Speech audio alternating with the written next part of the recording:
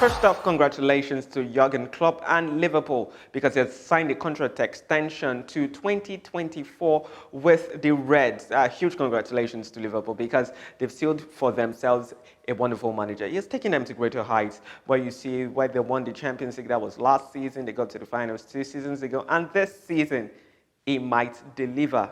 Say it in Hush tones, the Premier League this season, and he's going to be sealing his place in the status of greats and legends in Premier. That's at Liverpool on the same ranks with the likes of Kenny Dalglish and Bob Paisley, because it is going to be one incredible feat if it pulls through. Welcome to the Nutmeg on Guardian TV. My name is Solomon Fowowe, and this weekend has been it's going to be a really interesting one because you're looking at that game, the blockbuster game between Arsenal and Manchester City. That's the big one on show. But before that, it's going to be Liverpool against Watford. That game is also going to be interesting. I think it's going to be played by 1:30 p.m. Nigerian time. And you're looking at this Liverpool side that is a wrecking ball that has gone past almost everything that you've put before it. I think it's just one draw this season. And Watford just getting a new manager in Nigel Pearson. I don't think they're going to be fit enough to stymie Liverpool in that particular fixture. You're looking at there's Mane returning to the side. There's Mohamed Salah, the brilliance of Firmino. You can just go on and on calling the names of wonderful players in that side.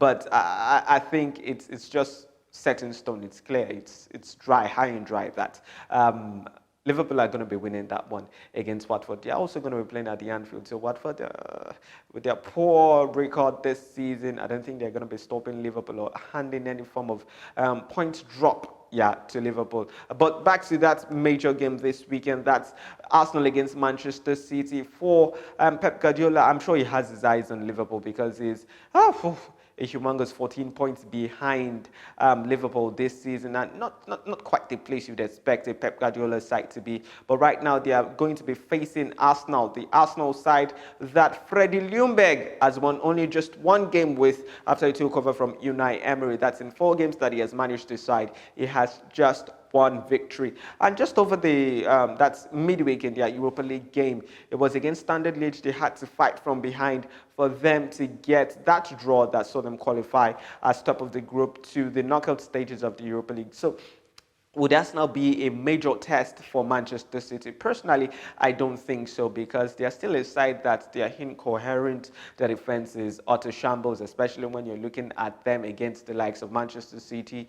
And it's a side that you would say Ljungberg still hasn't imprinted. It's a short while, but imprinted his own ethos onto the team, and saying that he is an interim manager. But on the day, Arsenal could be a very good side, a formidable side, especially in attack, with the likes of Pierre-Emerick Aubameyang, with the likes of Alexander Lacazette, and Nicolas Pepe also making up the front trio. But I'm not sure Lacazette is going to be starting that particular fixture because Ljungberg, I think, is slightly different from what Unai Emery always does. Maybe we'll be seeing a bit of Gabriel Martinelli, who has prospered actually with the Arsenal side, especially in that last game against West Ham where he got a goal. And that game against West Ham was actually quite incredible. You've seen the comeback and the Arsenal spirit fight back and all of that.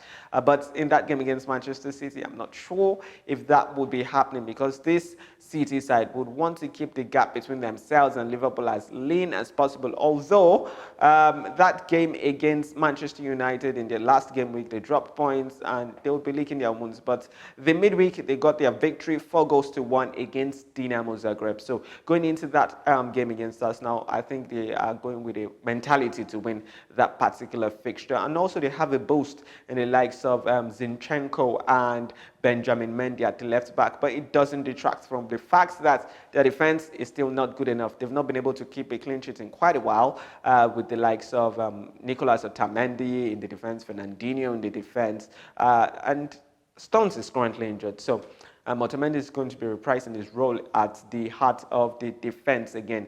And I don't think that defense is good enough to keep a clean sheet against that Arsenal side. But the attack and probably the dexterity of Pep Guardiola, the manager, is going to be seeing them through in that particular fixture. So it promises to be an interesting one. If I'm going to be predicting, I think I'm going to be saying Manchester City will run out winners 3-1 against Arsenal. Let me know in the comment section what you think and what your predictions are for that game between Arsenal and Manchester City. There are also a couple of interesting games for you to catch. That's over the weekend. There's Manchester United against Everton, and also in the Serie A, we have Fiorentina against Inter Milan. I think I'm going to be catching that one on TV. So thank you so much for watching the Nutmeg on Guardian TV. If you're not subscribed to this YouTube channel, what are you waiting for? You should absolutely subscribe already. Awesome content from Guardian Nigeria for you.